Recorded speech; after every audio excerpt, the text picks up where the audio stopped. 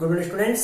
आज हम हमारे BEd first year pedagogy of political science जो हम पिछली कक्षा में हमने पढ़ा था एनुअल प्लान, जो वार्षिक पाठ्य योजना या वार्षिक योजना, इसको हम कंटिन्यू करेंगे।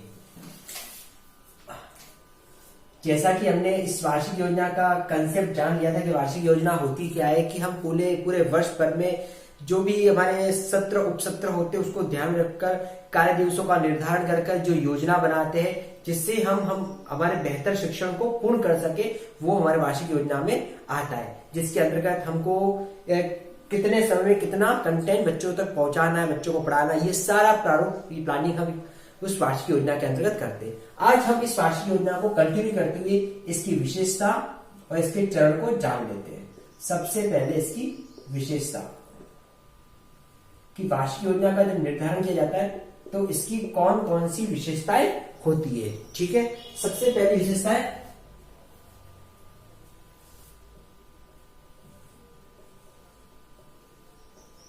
कक्षा स्तर एवं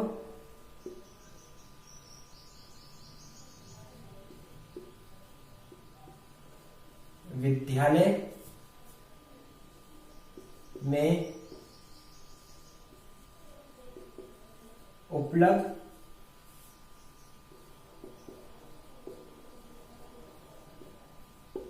संसाधनों का ध्यान। वार्षिक योजना का निर्धारण करते समय वार्षिक योजना, ठीक है, तो वार्षिक योजना का निर्धारण करते समय इस बात का ध्यान रखा जाता है कि विद्यालय में उपलब्ध संसाधन किस तरीके के हैं या किस तरीके से, और कक्षा का स्तर या लेवल कैसा है। कि कक्षा के स्तर में हम देखते हैं कि बच्चों का लेवल हम देखेंगे, विद्यालय में कौन से उनके लिए संसाधन उपलब्ध है, इन सब बातों से हम परिचित रहेंगे तो हम एक अच्छी और आदर्श वार्षिक योजना का निर्माण कर पाएंगे। फिर सेकंड है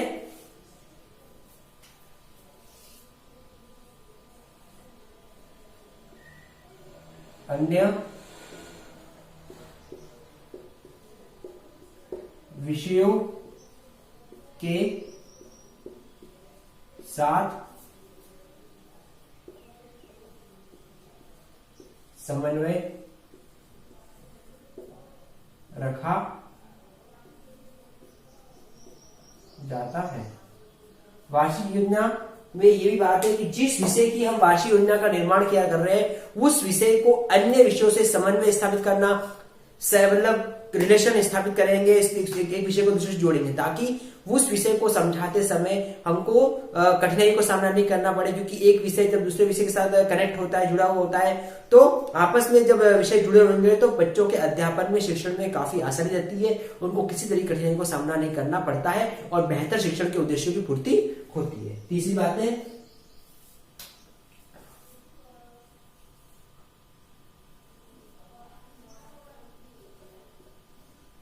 लचीलापन होता है।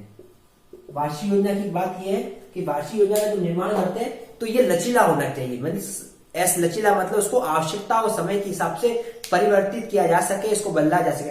अगर योजना कठोर होगी यानी उसमें ऐसे होगा कि मतलब उसको समय के परिवर्तन नहीं करना, तो फिर बच्चों तक पहुंचाने में हमको काफी कठिनाई का सामना करना पड़ सकता है। क्योंकि समय परिस्थितियां बदलती है, तो बदलती परिस्थिति अगर उसमें आवश्यक संशोधन करना पड़े तो वो हम समय के हिसाब से कर सकते हैं, इसलिए उसमें लचीलापन होना चाहिए। अगला है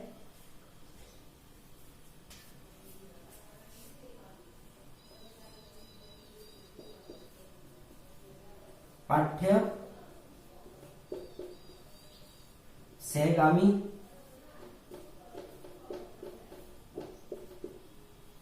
क्रियाओं का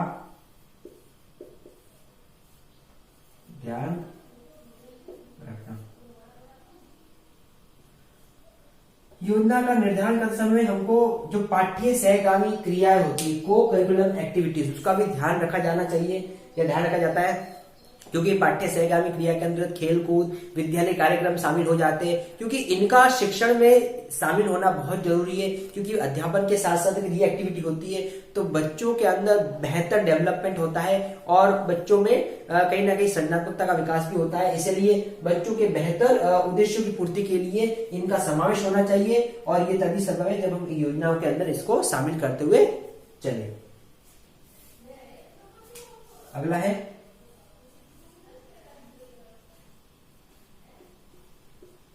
उपचारात्मक एवं निदानात्मक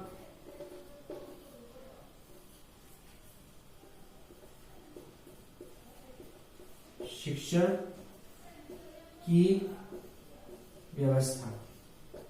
उपचारात्मक एवं निदानात्मक शिक्षण की व्यवस्था, जैसा कि हमने उपचारात्मक निदान शिक्षण क्लास में जाना हुआ है कि उपचारात्मक निदानात्मक क्या होता है।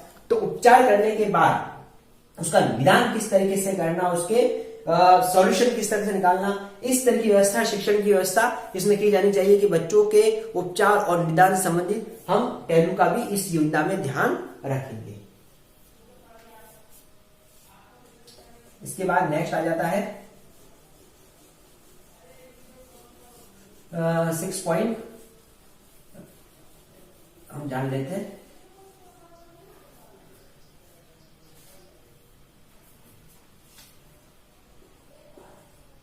विभागीय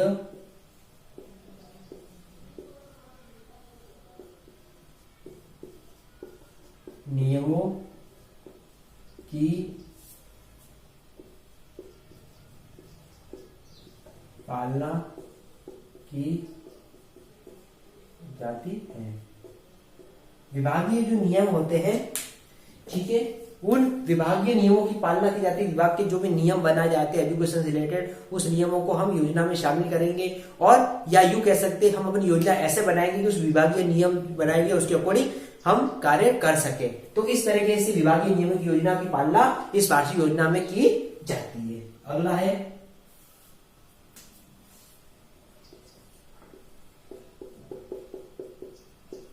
वास्तविक एवं व्यवहारिक होती है।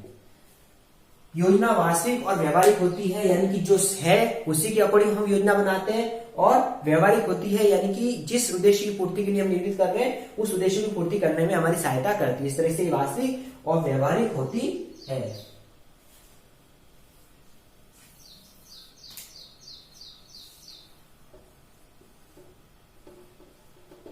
सत्र, उपसत्र, अवकाश आदि का समावेश। योजना बनाते समय इस बात का भी ध्यान रखना कि जो भी सत्र, उपसत्र, अवकाश होते हैं इन सब का भी समावेश होता है, क्योंकि कितने सत्र में कितना कंटेंट करना, कितने उपसत्र में कितना कराना, अवकाश का समय का, इन सबको गवर्नमेंट से रिलेटेड जो अवकाश होते हैं इन सबको समावेश करके एक योजना का निर्माण किया जाता है। और अंतिम है उत्तम और प्रभावशाली शिक्षण। उत्तम और प्रभावशाली शिक्षण की व्यवस्था इसमें की जाती है। एक ऐसी शिक्षण व्यवस्था जो बहुत ही उत्तम है और प्रभावी है, यानी कि इस तरीके से कह सकते हैं इन विशेषताओं के आधार पर कि पाठ्यवार्षिक योजना एक अच्छी योजना है जिससे हम एक बेहतर शिक्षण के लिए अपनी पूरी प्लानिंग एनुअल वर्ष के हिसाब से कर सकते हैं। तो ये थी इसकी विशेषता है। और इसके बाद हम इसके स्टेप्स जान लेते हैं कि वार्षिक योजना बनाने समय हमको किस चरणों का पालन करना है। अब इसके चरण है।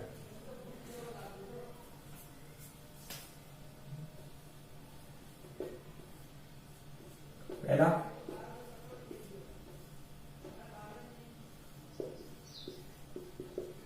विषय वस्तु विश्लेषण करना। पहला है विषय वस्तु विश्लेषण करना।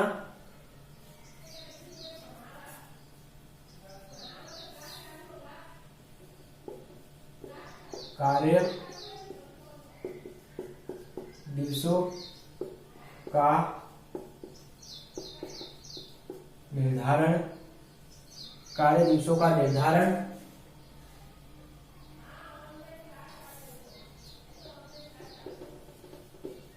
समय के हिसाब से पाठ्यक्रम पूर्ण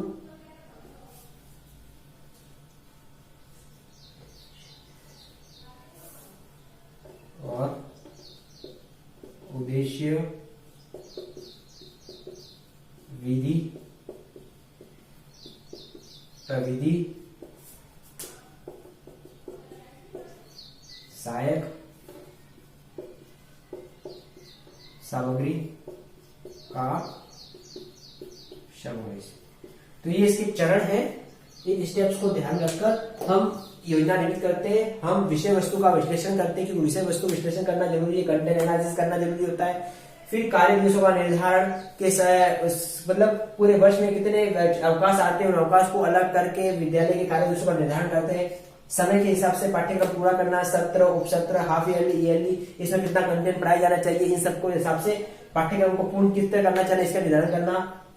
उस योजना में उद्देश्य, उसकी विधि प्रविधि और सहायक सामग्री किस तरह से बनानी है, इसका हम समावेश करना है। इसमें इस मतलब इन चरणों को हम अपनी योजना में शामिल करते हैं। तो इस तरीके से आज हमने क्लास में वार्षिक योजना के विशेषताएं और इसके कुछ चरणों को हमने समझा। अब इससे रिलेटेड आज का आपका असाइनमेंट है,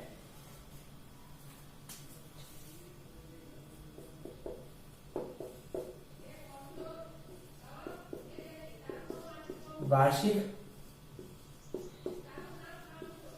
योजना की विशेषता एवं